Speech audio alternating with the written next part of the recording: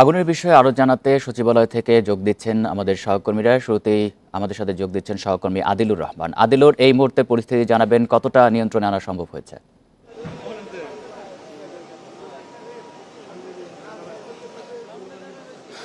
দেখুন, ফায়ার সার্ভিসের মহাপরিচালক 6:45 নাগাদ যে তথ্য আসলে দিচ্ছিলেন যে ঘণ্টাখানিকের মধ্যে আগুন পুরোপুরি নিয়ন্ত্রণে আনা সম্ভব হবে। তবে আমরা দেখতে পাচ্ছি যে আগুন অনেকটাই নিয়ন্ত্রণে চলে এসেছে। তবে যতক্ষণ না পর্যন্ত ফায়ার সার্ভিস আসলে আনুষ্ঠানিকভাবে ঘোষণা দিচ্ছে যে আগুন পুরোপুরি নিয়ন্ত্রণে এসে গেছে, ততক্ষণ পর্যন্ত আসলে বলা যাচ্ছে না যে আগুন নিয়ন্ত্রণে এসেছে। তবে ফায়ার সার্ভিস আমাদেরকে এখন যেটি আসলে জানাচ্ছে যে একটি কক্ষেও আগুন পরবর্তীতে আবার আগুন লাগতে পারে এমন শঙ্কাটি আসলে যখন থাকবে না, তখনই আগুন পুরোপুরি নিয়ন্ত্রণে এসেছে এমন কথা আসলে ফায়ার সার্ভিসের যখন আসলে নিশ্চিত হতে পারবে, তখনই তারা বলতে পারবে যে আগুন পুরোপুরি নিয়ন্ত্রণে এসেছে। তবে সেই তথ্যটি নিশ্চিত করার মতো সময় এখন পর্যন্ত আসেনি বলে কিন্তু আসলে আমরা দেখতে পাচ্ছিলাম। এবং এখন আমরা যেটি আসলে দেখতে পাচ্ছি যে 8 তলা এবং 9 তলা এই দুটি তলাতেই এখনো ধোঁয়া রয়েছে এবং এই দুটি তলা এবং নিচের আরেকটি তলা 7 তলা, মোট বলা যায় যে এই 3টি তলার 3টি কক্ষে আগুনের ধোঁয়া রয়েছে। এটা আমরা বাইরে থেকে আসলে দৃশ্যমান দেখতে পাচ্ছি এবং এখানে আগুন নিয়ন্ত্রণের যে চেষ্টা, সেই চেষ্টাটি ফায়ার সার্ভিসের পক্ষ থেকে আসলে করা হচ্ছে। তবে আমরা দূর থেকে বা এই ভবনের বাইরে থেকে আসলে যেটি দেখতে পাচ্ছি যে সম্ভবত 8 তলাতে একটি কক্ষের ভেতরে ধোঁয়া এবং সেই কক্ষের ভেতরে এখনো ছোট একটি আগুনের যে অংশ, সেই আগুনের অংশ সেখানে রয়েছে। ফায়ার সার্ভিসের কর্মীরা এরই মধ্যে 8 তলা এবং 9 তলাতে পৌঁছতে সক্ষম হয়েছেন এবং সেই যে কক্ষটি 8 তলার যে কক্ষটি রয়েছে, এই কক্ষটিতে আগুনটি আসলে যদি নিয়ন্ত্রণ করা সম্ভব হয়, এর পরপরই হয়তোবা ফায়ার সার্ভিসের পক্ষ থেকে আমাদেরকে আনুষ্ঠানিকভাবে আগুন নিয়ন্ত্রণে চলে এসেছে এমন তথ্যটি তারা জানাতে পারবেন। তবে এখন পর্যন্ত কিন্তু আসলে পুরোপুরি যে আগুন নিয়ন্ত্রণে এসেছে সেটি আসলে বলা যাচ্ছে না। তবে আমরা আগুনের যে সূত্রপাত এবং আগুনের যে সময়টি, সেই সময়টি সম্পর্কে যদি আমি আপনাকে আবার একটু জানাতে চাই যে 1:52 আগুনের ফায়ার সার্ভিসের কন্ট্রোল রুমে সচিবালয়ের 7 নম্বর যে বিল্ডিং, সেই ভবনের আগুনের খবর ফায়ার সার্ভিস পায়। এর পরপরই এখানে 19টি ইউনিট প্রায় 6 ঘন্টারও বেশি সময় ধরে এই আগুন নিয়ন্ত্রণে কাজ করে যাচ্ছে। তবে এখন পর্যন্ত কিন্তু আসলে পুরোপুরি আগুন নিয়ন্ত্রণে আনা সম্ভব হয়নি। আমরা কিছুক্ষণ আগে যেটি আসলে আপনাকে বলছিলাম যে 8 তলার যে কক্ষটিতে আমরা বাইরে থেকে আসলে আগুন দেখতে পাচ্ছিলাম, সেই কক্ষে এই মুহূর্তে ফায়ার সার্ভিসের কর্মীরা লেডারের সাহায্যে সেখানে পৌঁছে আগুন দিয়ে সেই কক্ষটার ভেতরে আগুন নিয়ন্ত্রণ করার এবং আগুন পুরোপুরি নিভিয়ে ফেলার যে চেষ্টা, সেই চেষ্টাটি করছেন। আমরা ফায়ার সার্ভিসের সাথে কথা বলেছিলাম যে সচিবালয়ের মতো স্পর্শকাতর একটি জায়গায় আগুন নিয়ন্ত্রণে আসলে এত সময় কেন লাগলো। ফায়ার সার্ভিসের মহাপরিচালকের ব্যাখ্যা দিয়েছেন। তিনি বলছেন যে তাদের সরঞ্জামের কোনো ঘাটতি ছিল না, তাদের লোকবলের কোনো ঘাটতি ছিল না, কিন্তু এই সচিবালয়ের ভেতরে প্রবেশ করতে তাদেরকে বেশ বেগ পেতে হয়েছে। এই জন্য তারা 2টি গেট পর্যন্ত আসলে ভাঙতে হয়েছে গাড়ি প্রবেশ করার জন্য। এবং একই সাথে এই ভবনে যেহেতু আসলে গুরুত্বপূর্ণ সব মন্ত্রণালয় ছিল, গুরুত্বপূর্ণ সব মন্ত্রণালয়ের বিভাগগুলো ছিল, সেক্ষেত্রে বাড়তি নিরাপত্তার জন্য এখানে বাড়তি নিরাপত্তা ব্যবস্থা কিন্তু আসলে এখানে ছিল, যে কারণে অনেক কলাপসেবল গেট তাদেরকে ভাঙতে হয়েছে এবং সেখানে পৌঁছতে সময় লেগেছে। এবং যখন তারা এখানে খবর পেয়েছে এবং তারপরে এই আগুন নিয়ন্ত্রণে যখন ফায়ার সার্ভিস এসেছে, তারপরে তাদেরকে ভেতরে প্রবেশ করতে যতটা সময় লেগেছে, এর মধ্যে আগুনের যে ভয়াবহতা বা আগুনের যে লেলিহান শিখা, আগুনের লাগার কারণে ধোঁয়া, এটি বেড়ে যাবার কারণে তাদের প্রবেশ করতে অনেকটা সময় লেগেছে, যে কারণে আগুন নিয়ন্ত্রণের বাইরে চলে যায়। আগুন নিয়ন্ত্রণে তাদেরকে বেগ পেতে হয়েছে। এবং আরেকটি উল্লেখযোগ্য কারণ ফায়ার সার্ভিসের পক্ষ থেকে বলা হচ্ছে, সেটি হচ্ছে যে এই যে 7 নম্বর যে ভবনটি, সেই 7 নম্বর ভবনের আসলে একটি অংশে আগুনটি সীমাবদ্ধ ছিল না।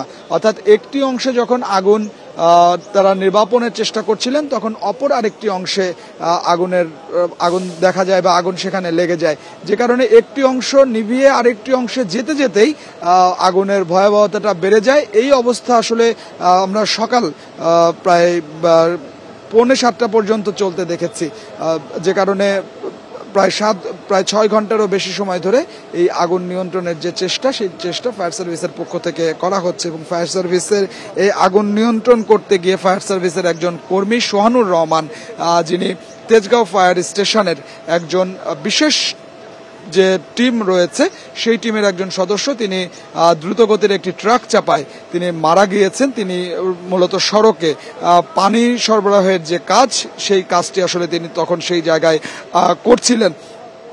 তো ফায়ার সার্ভিসের একজন কর্মী তিনিও আসলে জীবন দিয়েছেন, আর একজন আহত হয়েছেন। তারপরেও কিন্তু আসলে পুরোপুরি যে খুব দ্রুত সময়ের মধ্যে এই আগুনটি নিয়ন্ত্রণ করা সম্ভব হয়েছে তা কিন্তু আসলে সম্ভব হয়নি। এবং একটি বিষয় আপনাকে জানিয়ে রাখি যে এই 7 নম্বর ভবনে যখন আগুন লেগেছে, সচিবালয়ে একটি ফায়ার সার্ভিসের ইউনিট সবসময় থাকে, অর্থাৎ একটি গাড়ি ভর্তি পানি সহ দমকল বাহিনীর একটি ইউনিট এখানে থাকে। এরপরেও এই আগুনটি খুব দ্রুত আসলে বেড়ে গিয়েছে। আমরা এর কারণ তো আদিলও একটি বিষয় জানাবেন, সচিবালয়ের মতো একটি গুরুত্বপূর্ণ জায়গায় সেখানে তো পানির সোর্স থাকার কথা, সেখানে সেটি নাই কেন? এবং পাশের একটি উদ্যান থেকে, ওসমানী উদ্যান থেকে পানি এনে সেই আগুনের নেভানোর কাজটি করা হচ্ছে। ফায়ার সার্ভিসের পক্ষ থেকে কি বলা হলো যে সেখানে আসলে পানির সোর্স তারা পাননি কেন বা সেখানে নাই কেন?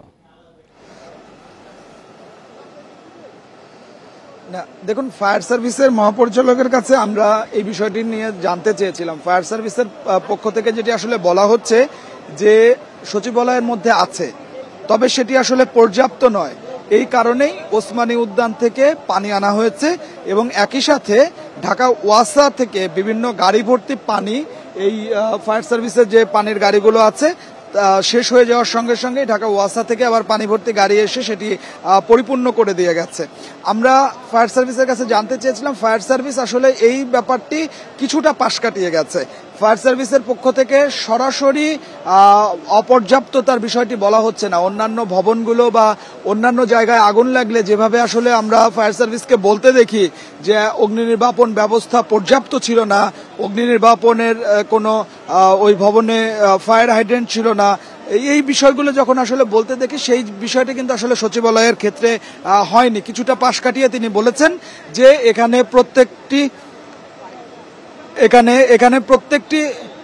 প্রত্যেকটি তলাতেই ফায়ার এক্সটিংগুইশার ছিল। ফায়ার সার্ভিস বলছে যে প্রত্যেকটি তলাতে ফায়ার এক্সটিংগুইশার ছিল, কিন্তু যেহেতু মধ্যরাতে আগুন লেগেছে সেক্ষেত্রে এই ফায়ার এক্সটিংগুইশারগুলো ব্যবহার করার জন্য কেউ ছিল না, এ কারণে আগুন লেগে গেছে। অর্থাৎ কিন্তু এখানে একটি প্রশ্ন আসলে থেকে যায় যে যখন বাইরে থেকে পানি আনতে হয়, যখন ঢাকা ওয়াসাকে তার পাম্প থেকে পানি এনে ফায়ার সার্ভিসকে সরবরাহ করতে হয়, সেক্ষেত্রে আসলে বলা যায় যে ফায়ার সার্ভিসের যে পানির যে স্বল্পতা, সেই পানির স্বল্পতাটি আসলে ছিল।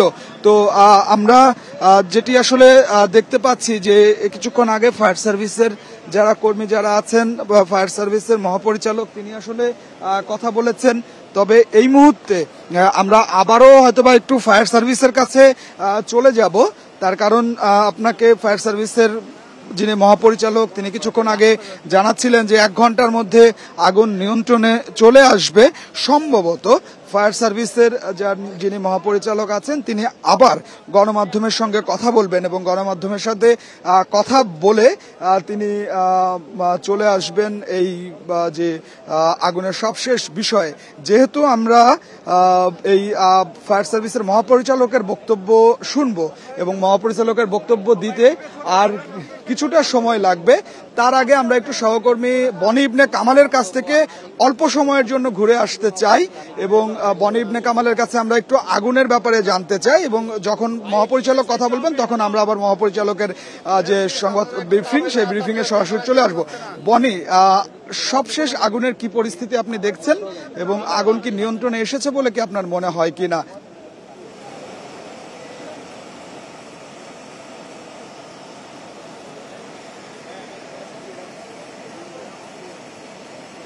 আদিলুর, আমরা পূর্বে যে ধরনের অগ্নিকাণ্ডগুলো দেখেছি আপনি এবং আমরা সহকর্মীরা যারা দেখেছি, সেই জায়গা থেকে যদি আমরা বিশ্লেষণ করি তবে কিন্তু বলা যায় যে এই মুহূর্তে আগুনের যে অবস্থান সেটি নিয়ন্ত্রণে কিন্তু বলা যাচ্ছে, যদিও আনুষ্ঠানিকভাবে ঘোষণা করা হয়নি, তবে আমাদের যে পূর্ব অভিজ্ঞতা রয়েছে সেটি থেকে বলা যায় যে আগুন নিয়ন্ত্রণে রয়েছে। এই মুহূর্তে যদি অন্য কোনো জায়গায় আগুন না লাগে সেক্ষেত্রে বলা যায় যে আগুন নির্বাপন হতে হয় তার খুব বেশি সময় লাগবে না, কেননা আমরা দেখতে পাচ্ছি যে 3টি ফ্লোরে আসলে মূলত আগুনের সূত্রপাত বা আগুন লেগেছে, অর্থাৎ 7, 8, 9 এই 3টি ফ্লোরে কিন্তু ফায়ার সার্ভিসের যারা কর্মী রয়েছে, ফায়ার সার্ভিসের সুপারভাইজার যারা রয়েছে তাদেরকে কিন্তু আমরা দেখতে পাচ্ছি তারা পুরো ফ্লোরটা ঘুরে দেখছেন, তারা পুরো ফ্লোরে অন্য কোথাও আগুন লাগার সুযোগ রয়েছে কিনা বা আরো আগুন লাগতে পারে কিনা সেই বিষয়গুলো তারা একদম খুঁটিনাটি ভাবে খতিয়ে কিন্তু দেখছেন। অর্থাৎ সেই কার্যক্রমগুলো যেহেতু অনেকটাই সম্পন্নের দিকে, বিশেষ করে পশ্চিম পাশের যে কার্যক্রমগুলো, পশ্চিম পাশের কার্যক্রমগুলো প্রায় শেষের দিকে বলা যায়।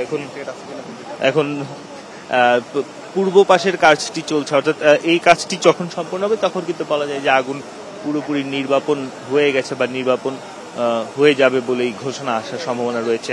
এই মুহূর্তে আমরা যেটা দেখতে পাচ্ছি, অর্থাৎ এই যে গুচ্ছ ভাবে যে আগুনটি লেগেছে সেক্ষেত্রে পূর্ব পাশের যে 3টি ফ্লোর অর্থাৎ 7, 8, 9 তলার যে 9টি কক্ষে আগুন লেগেছে, পার্শিয়ালি যদি আমরা বলি সেক্ষেত্রে হয়তো 12টি হতে পারে, কিন্তু একদম 9টি কক্ষে স্পেসিফিক ভাবে আগুন লেগেছে। সেই 9টি কক্ষের অবস্থান যদি আমরা দেখি সেই জায়গায় আমরা দেখতে পাচ্ছি এখন 8 তলার সর্বশেষ যে কক্ষটি রয়েছে সেই কক্ষটির মধ্যে কিন্তু পানি দেওয়া হচ্ছে এবং সেই কক্ষ থেকে এখনো হালকা হালকা ধোঁয়ার উদ্ভব কিন্তু আমরা দেখতে পাচ্ছি, অর্থাৎ ধোঁয়া বের হয়ে আসছে এরকম একটি অবস্থা আমরা দেখতে পাচ্ছি। সেক্ষেত্রে থেকে বলা যায় যে এখানে এখনো আগুন থাকার বা এখন আগুনের কিছুটা সূত্রপাত হওয়ার সুযোগ থেকে যাচ্ছে। সেই জায়গাটি কিন্তু ফায়ার সার্ভিস নিশ্চিত করতে চাচ্ছে যে সেটি কিভাবে নিয়ন্ত্রণে আনা যায় বা সেটিকে পুরোপুরি নির্বাপন করা যায়, সেই কাজটি কিন্তু এখন হতে যাচ্ছে বা সেই কাজটি কিন্তু ফায়ার সার্ভিসের পক্ষ থেকে করা হচ্ছে।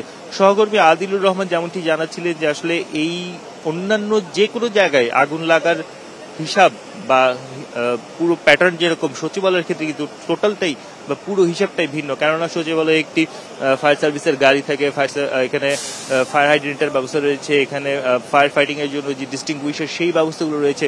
তারপরও কেন আগুনটি আসলে এত বড় হলো, যেহেতু গভীর রাতের ঘটনা সেক্ষেত্রে এগুলোর প্রয়োগ খুবই কম হয়েছে বা হয়নি বললেই কিন্তু চলে, এরকম একটি অবস্থান কিন্তু আমরা এখন পর্যন্ত জানতে পারছি। যদিও সংশ্লিষ্ট যে মন্ত্রণালয়গুলো রয়েছে সেগুলো তারা নিশ্চয়ই আরো বিস্তরভাবে পরে জানাবেন আমাদেরকে যে কেন, কিভাবে বা কি পরিমাণ ক্ষতি হলো সেই বিষয়গুলো হয়তো তারা জানাবেন। ফায়ার সার্ভিসের মহাপরিচালক এর আগে যেমনটি জানাচ্ছিলেন যে তাদের পক্ষ থেকে সরঞ্জাম, কর্মী বা কোনো কিছুরই কোনো কমতি ছিল না। যখনই ফায়ার সার্ভিসের গাড়িতে পানি শেষের দিকে গেছে তখনই ওয়াসা থেকে পানি চলে এসেছে, অর্থাৎ সর্বোচ্চ গুরুত্ব দিয়েই এই সচিবালয়ের আগুন নিয়ন্ত্রণের চেষ্টা কিন্তু ফায়ার সার্ভিস করেছে, এমনকি তারা বলতে চাইছেন। এবং আমরা যদি দেখি, আমরা মধ্যরাত থেকে দেখতে পাচ্ছি যে ফায়ার সার্ভিসের দল বা ফায়ার সার্ভিসের কর্মী যারা রয়েছে তারা কিন্তু অক্লান্ত পরিশ্রম চালিয়েই যাচ্ছেন। তবে এখনো প্রায় 6 ঘন্টারও বেশি সময় হয়ে গেল, 6 ঘন্টারও এই বেশি সময় আগুন পুরোপুরি নিয়ন্ত্রণের জন্য চেষ্টা চলছে। এখন আমরা দেখতে পাচ্ছি যে 7-8 তলার যে বিভিন্ন ফ্লোরগুলো রয়েছে, 7-8 তলার বিভিন্ন যে কক্ষগুলো রয়েছে সেই কক্ষগুলোতে একটি একটি করে কক্ষতে কিন্তু তল্লাশি চালাচ্ছে ফায়ার সার্ভিস এবং সেই তল্লাশি কার্যক্রম আগেও কিন্তু এই যে 7 এবং 8 তলা থেকে আমরা ধোঁয়া বের হতে দেখেছি। এই মুহূর্তে স্ক্রিনে কোনো ধোঁয়া আমরা দেখতে পাচ্ছি না। আপনি সেখান থেকে সরাসরি কোনো ধোঁয়ার কোণরে দেখতে পাচ্ছেন কিনা? বা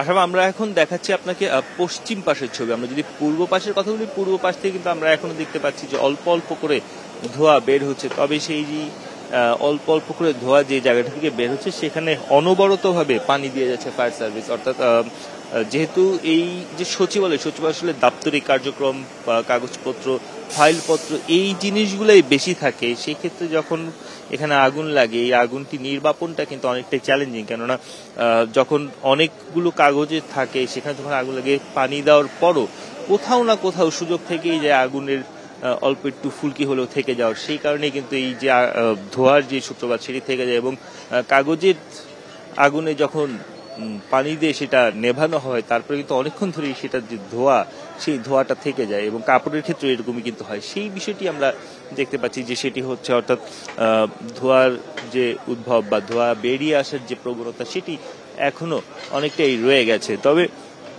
ফায়ার সার্ভিসের এই মুহূর্তের যে কার্যক্রম আমরা দেখছি, আমরা জানতে পারছি, সেই অনুযায়ী কিন্তু একটি জিনিস খুব সুস্পষ্ট যে আগুন আর হয়তো বাড়বে না, আগুন আর বাড়ার সুযোগ নেই। ফায়ার সার্ভিস সেভাবেই বিষয়টি গুছিয়ে এনেছে এবং পশ্চিম পাশ বাদে অন্যান্য পূর্ব পাশ বা এই ভবনের মধ্যভাগ পুরো জায়গাতেই ফায়ার সার্ভিসের কর্মীদের পুরোপুরি নিয়ন্ত্রণ কিন্তু চলে এসেছে। তারা বিভিন্ন যে কক্ষগুলো রয়েছে প্রত্যেকটি কক্ষই তারা তল্লাশি করে যাচ্ছেন। ফায়ার সার্ভিসের যে ল্যাডারের মাধ্যমে রয়েছে, সেই ল্যাডারের মাধ্যমে এখন আমরা দেখতে পাচ্ছি যে 8 তলায় যে জায়গা থেকে ধোঁয়া বের হচ্ছে, সেই জায়গা থেকে ধোঁয়ার কারণটা কি বা কেন বের হচ্ছে সেই বিষয়টি কিছুটা পর্যবেক্ষণ করা হচ্ছে। অর্থাৎ এখান থেকে হয়তো যদি তারা মনে করেন যে এটি অনেকটাই নিয়ন্ত্রণে আছে, এখানে এই কক্ষে কর্মী পাঠানোটা নিরাপদ বা সুরক্ষা দিয়ে কর্মী পাঠানোটা নিরাপদ হবে, সেক্ষেত্রে হয়তো এখন এখানে কর্মী ঢুকবেন ফায়ার সার্ভিসের, যিনি হয়তো ঢুকে পুরো বিষয়টি আসলে খতিয়ে দেখার চেষ্টা করবেন যে কেন এখনো ধোঁয়া দেখা যাচ্ছে বা ধোঁয়া বের হয়ে আসছে, সেই বিষয়টি তারা এখন দেখার চেষ্টা করবে। তবে ফায়ার সার্ভিসের যে মূল কার্যক্রম বা সবচেয়ে বড় যে চ্যালেঞ্জিং বিষয় আগুনের শিখা নিয়ন্ত্রণে আনা, সেই বিষয়টি আমরা দেখতে পাচ্ছি যে এখন আসলে সচিবালয়ের কোনো জায়গাতে আর আগুনের শিখা দেখা যাচ্ছে না। এই যে পশ্চিম পাশের যে অল্প একটু ধোঁয়ার উদ্ভব বা ধোঁয়া বেরোচ্ছে সেটিও কিন্তু অনেকটাই নিয়ন্ত্রণের দিকে এবং আমরা দেখতে পাচ্ছি যে ফায়ার সার্ভিসের ল্যাডারটি এখন নেমে যাচ্ছে এবং